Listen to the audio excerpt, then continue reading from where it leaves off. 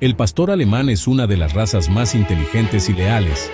Estos perros son conocidos por su gran tamaño, fuerza y agilidad. Originarios de Alemania, fueron criados inicialmente para el pastoreo, pero sus habilidades han llevado a que se utilicen en roles como perros policías y de servicio. Con un cuerpo musculoso y una capa doble de pelo, el pastor alemán requiere ejercicio diario y estimulación mental. Son protectores por naturaleza y se vinculan fuertemente con su familia humana. Su capacidad de aprendizaje y obediencia los convierte en compañeros ideales y trabajadores excepcionales.